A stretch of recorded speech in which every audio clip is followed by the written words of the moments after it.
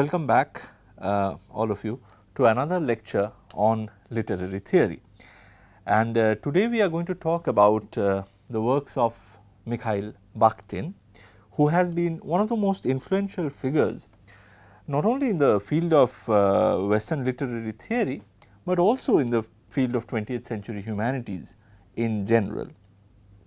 And this is in spite of the fact that Bakhtin was able to publish only 2 book length works under his own name during his lifetime.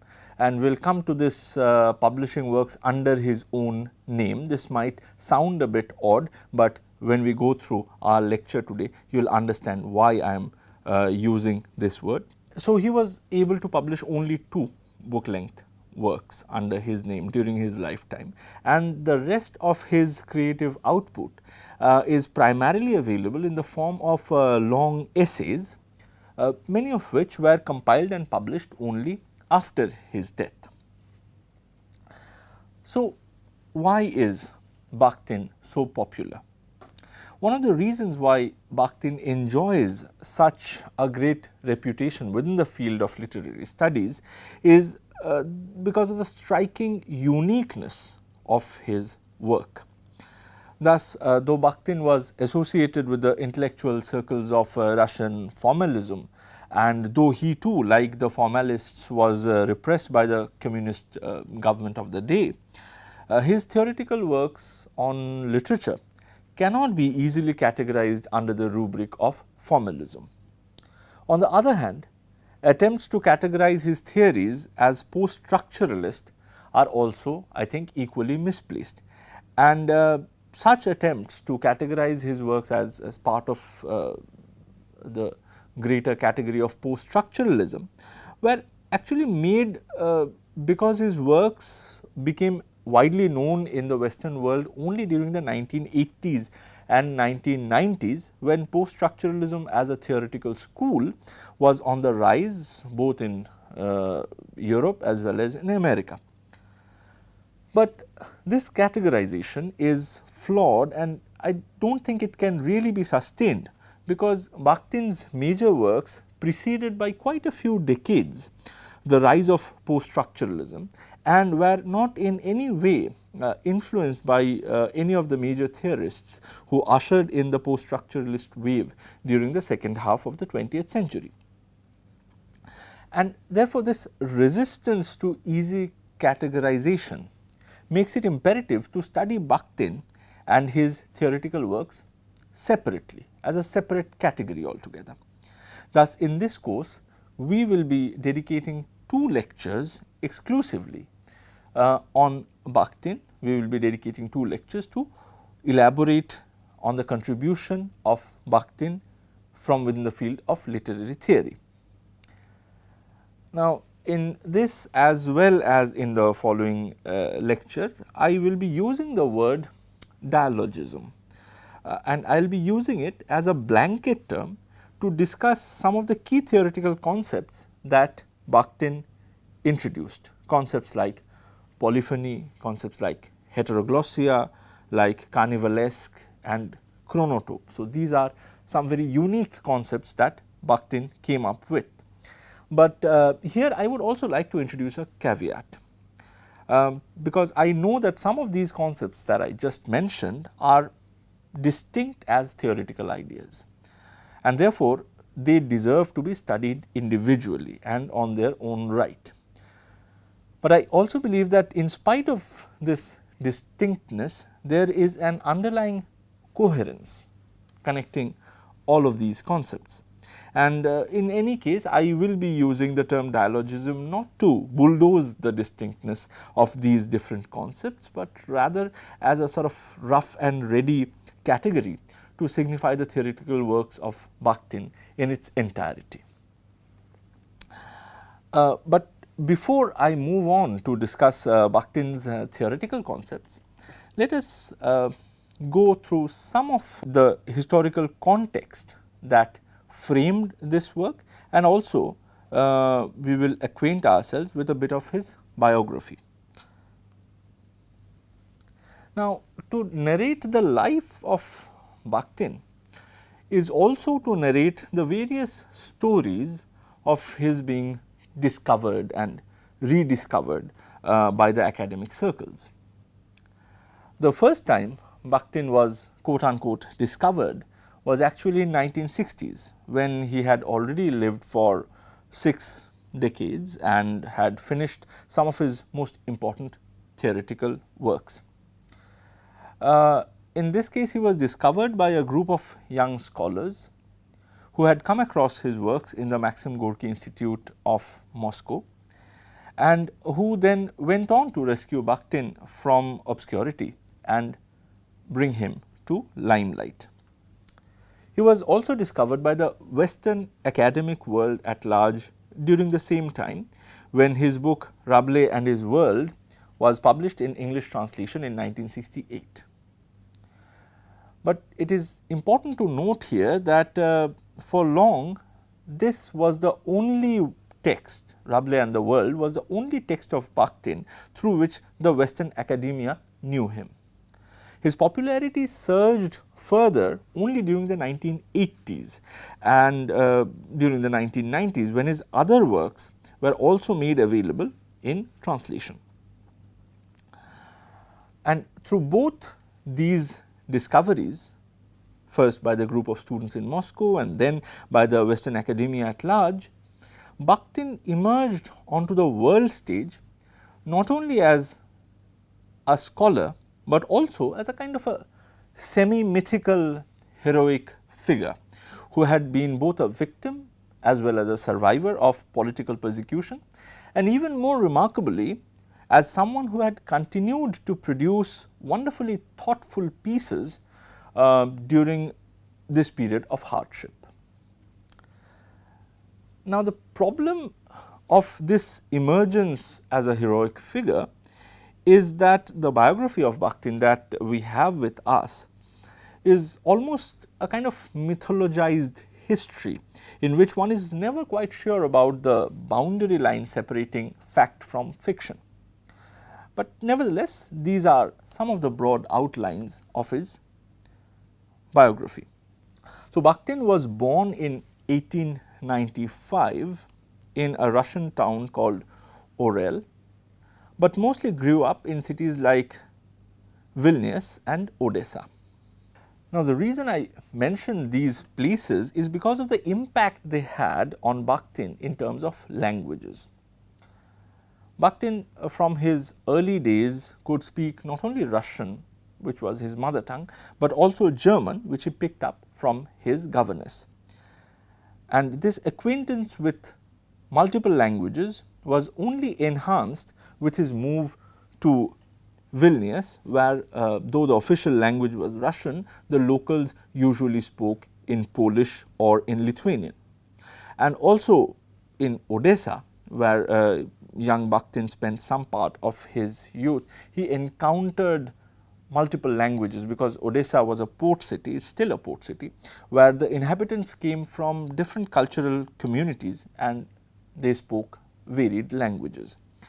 Now, Michael Hallquist, who is a Bakhtin scholar, in his book titled Dialogism, Bakhtin and His World, identifies this exposure to different social milieus where various languages were equally accepted and were equally current as one of the key influences that later inspired Bakhtin's theory of many-languagedness. Now, there is a technical term for this. I am deliberately not using it because otherwise you might get confused. We will go into this many-languagedness, or what I am calling many-languagedness right now, during the course of this lecture and the next lecture.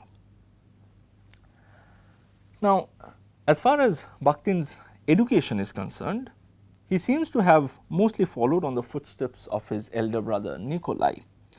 But there is also this opinion that in reality Bakhtin received very limited formal education beyond the school level and actually passed off his brother's more successful academic career as his own later on in his life.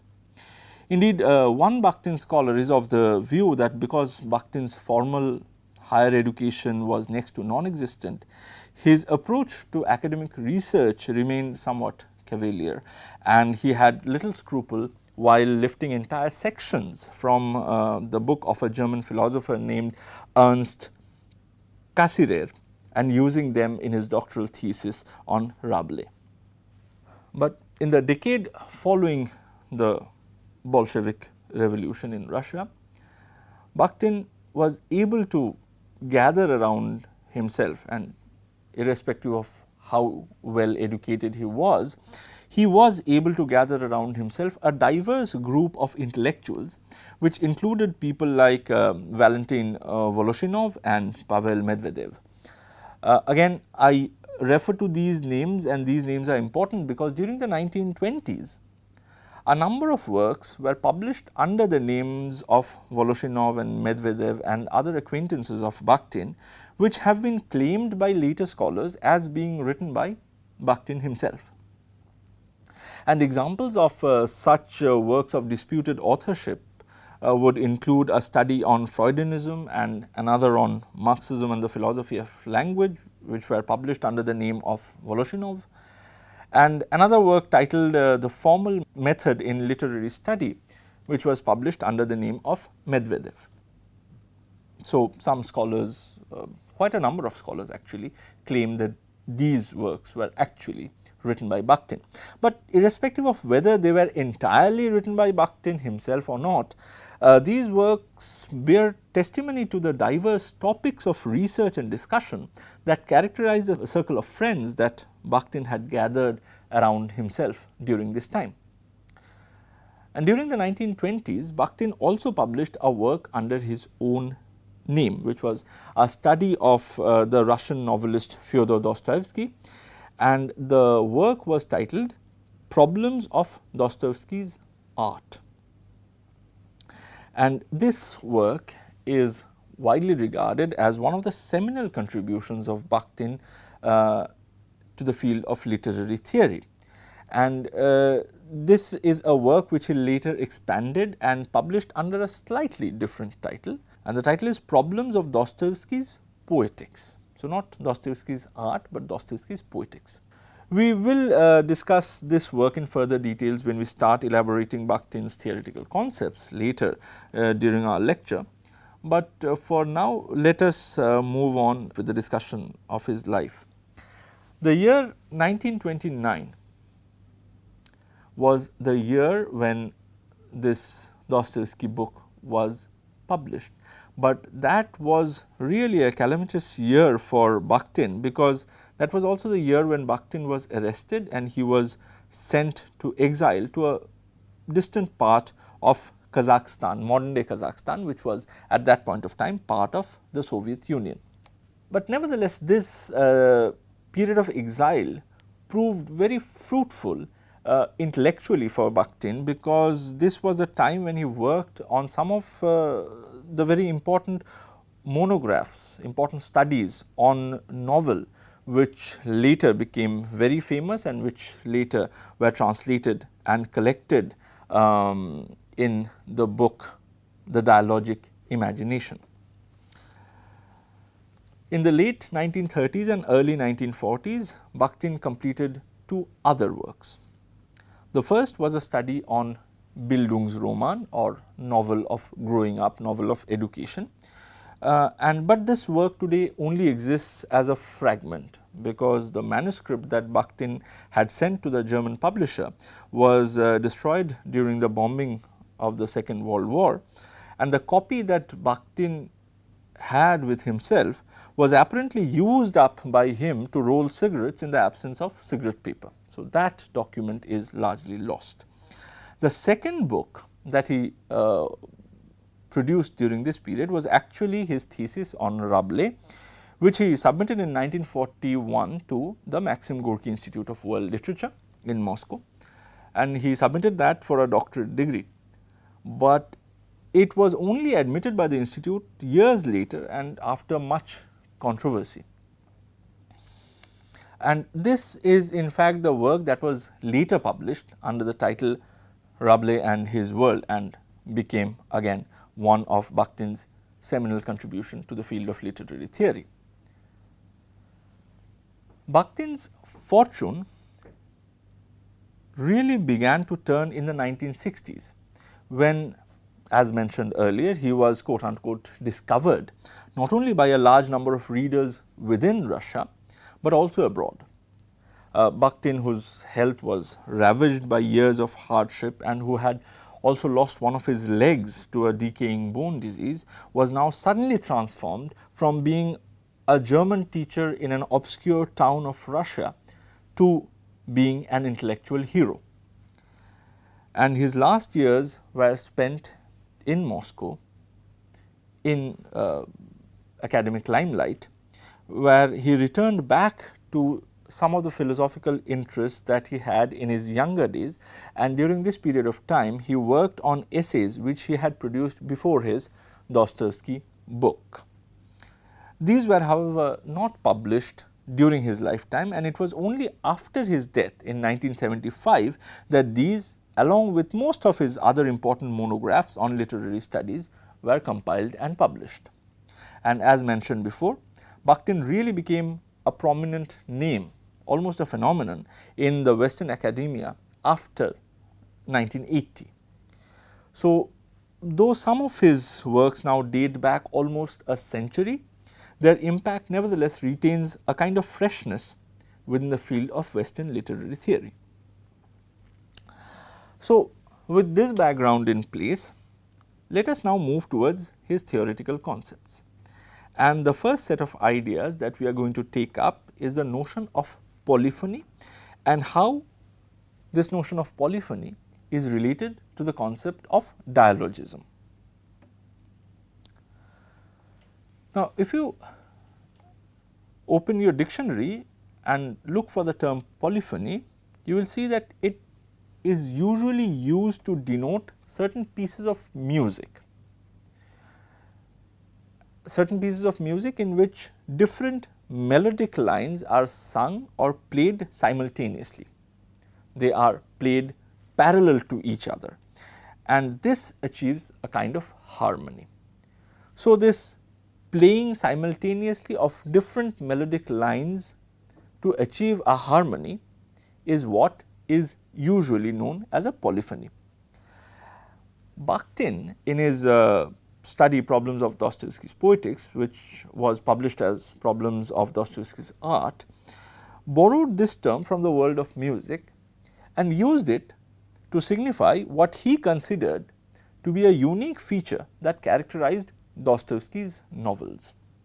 In his author's preface, Bakhtin writes, and I quote, "We consider Dostoevsky one of the greatest innovators in the realm of artistic form. He created, in our opinion, a completely new type of artistic thinking, which we have provisionally called polyphonic." Now, we will have to come back to this idea that polyphony is something that was invented as a literary device by Dostoevsky later on, because we will see that in his later essays like Discourse in the Novel, Bakhtin treats polyphony and the associated notion of dialogism as a much more universal phenomenon than he is ready to admit in his Dostoevsky book. But for now, let us move down a few pages to read the lines in which Bakhtin explains more elaborately what he means by the use of polyphony in Dostoevsky's novels. And this is a long quotation from his book Problems of Dostoevsky's Poetics. "A plurality of independent and unmerged voices and consciousnesses, a genuine polyphony of fully valid voices is, in fact, the chief characteristic of Dostoevsky's novels. What unfolds in his works is not a multitude of characters and fates in a single objective world illuminated by a single authorial consciousness. Rather, a plurality of consciousnesses with equal rights and each with its own world combine, but are not merged in the unity of the event. Dostoevsky's major heroes are, by the very nature of his creative design, not only objects of authorial discourse, but also subjects of their own directly signifying discourse. Now, there are two things here that I would like you to focus on. The first is how polyphony is being defined here, and if you notice carefully, you will see that it is here defined in terms of plurality, yes, but what is important to note here is this plurality is referred to as plurality of independent and unmerged voices as well as consciousnesses. So, here the qualifiers independent and unmerged are as important as the notion of plurality, and we will see why this is so in a moment. But there is also a second thing that is important to note in the quoted passage, which is how polyphony is contrasted with the unity of a single authorial consciousness. Now, try to think of any novel that you might have read recently, and the chances are that you have encountered in that novel a number of characters, and each of these characters speak their different lines. This is definitely a kind of plurality of voices, but according to Bakhtin, this does not automatically mean that the novel that you have read can be categorized as a polyphonic novel. In other words, plurality of voices does not automatically lead to genuine polyphony. And why is that so? Well, this is because according to Bakhtin, many novels are written in a way that conveys just the single consciousness, the single worldview of its author. And the numerous characters that one might encounter in such a novel act merely as so many mouthpieces of that single authorial consciousness. So, there is plurality of speeches, but not plurality of ways in which the world is being looked at and is being engaged with. And this uniformity is not only to be found in certain kinds of novels, but may also be encountered in other literary genres, in a drama for instance. And why I mention a drama? Because in a drama the illusion of plurality might be even more intense, as we physically encounter different characters coming up on the stage and speaking their own different lines. But this too might not be truly polyphonic, because though the author might not be visible on the stage, the lines that all the characters speak might just be so many echoes of the single authorial consciousness. So, this underlying unity and the sameness in a novel, and by extension any other literary form, is what Bakhtin describes as monologism. This is an important term, monologism, which would literally mean a single discourse or a single utterance. Now, in Problems of Dostoevsky's Poetics, Bakhtin argues that Dostoevsky's novels were able to break free from this monologism, and Bakhtin puts this very well in his own words, and I am quoting: Dostoevsky's major heroes are, by the very nature of his creative design, not only objects of authorial discourse, but also subjects of their own directly signifying discourse. So, this is the last line of the previous quote. And this means that each of these characters that we encounter in a novel by Dostoevsky has a unique consciousness. He or she has a unique way of interpreting the world around him or her, and that person also has a unique way of engaging with this world. And this translates into what Bakhtin calls the plurality of independent and unmerged voices, which forms the essence of genuine polyphony. So, whereas the assertion of the single authorial consciousness results in monologism, the presence of a genuine polyphony creates what Bakhtin calls dialogism. He therefore categorizes Dostoevsky's novels as not just polyphonic, but also dialogic in nature. Now, here we need to understand that a literary work like a novel or even a drama might have dialogues without being dialogic in nature. That is to say, even a monologic novel or a monologic drama might have what is conventionally regarded as dialogues or lines uttered by different characters, but if these lines are all pervaded by the single consciousness of the author, then the literary piece will not count as dialogic in Bakhtin's scheme of things.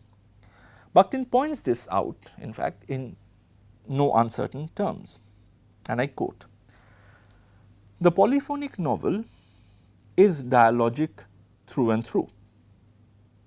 Dialogic relationships are a much broader phenomenon than mere rejoinders in a dialogue laid out compositionally in the text. They are an almost universal phenomenon, permeating all human speech and all relationships and manifestations of human life, everything that has meaning and significance." Now, this quotation makes clear the difference that Bakhtin observes between dialogues as mere rejoinders and true dialogic relationship between independent and unmerged voices. But what is interesting here is Bakhtin's assertion that dialogism is not something unique to certain kinds of literature, but rather is, and I quote, "an almost universal phenomenon which permeates all human speech and all relationships and manifestations of human life, and which permeates everything that has meaning and significance." But though he states this universality of dialogism in the Dostoevsky book, he does not really develop it, or at least he does not really develop it till his later essay, Discourse in the Novel. So, let us now have a look at this essay. This particular piece, which was written during his exile in Kazakhstan, elaborates on why dialogism is a universal characteristic of human discourse. In this essay, Bakhtin argues that whenever we direct our utterances towards an object, and this object might be a physical object, or it might be an idea or a concept, an abstract object. So, whenever our utterances are directed towards any object, then our words enter into a dialogue with other utterances. And to quote Bakhtin, "Between the word and its object, between the word and the speaking subject, there exists an elastic environment of other alien words about the same object." Now, though this might sound rather esoteric and rather difficult to comprehend, actually the idea behind it is really very simple. So, imagine discussing with your sister the last movie that you watched, or arguing with your friends about which restaurant serves the best kebabs, or conversing with your classmate about the nature of romanticism in the poetry of John Keats. Now, in all of these instances, you will notice that your utterances are directed towards different objects. Some of these objects are material, like for instance, material restaurants and very material kebabs, and others are abstract objects, like for instance, the nature of romanticism in the poetry of Keats. Now, none of these utterances are spoken in a vacuum. All of these objects have already been spoken about by others and also by the people that you are at that point of time communicating with. And therefore, your words are articulated within a space which is already marked by all these previous utterances, or to use Bakhtin's phrase, alien words that have been spoken by others. So, your utterance is always in a dialogue with these previous utterances, and it is precisely by being in a dialogue that any particular utterance gains any meaning. If for instance I were to come up with utterances about something that nobody has ever heard or nobody has ever spoken about, then there is little chance of me making any sense. Thus, in Bakhtin's own words, any concrete word finds the object towards which it is directed always and already qualified, as it were, disputed, evaluated, enveloped by an obscuring mist, or on the contrary by the light of other words already spoken about it. The word directed towards its object enters this dialogically agitated and tension filled environment of other words, evaluations and accounts, weaves itself into their complex interrelations, merges with some and recoils from or intersects with others. Therefore, any concrete language use is automatically dialogic, because utterances can only be meaningful once it enters the tension filled environment of other words, which are articulated by other people with consciousnesses that are independent and unmerged from my own.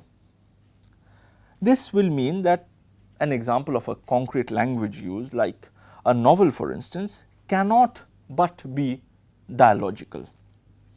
And dialogism is therefore not something that is merely confined to particular novels of Dostoevsky.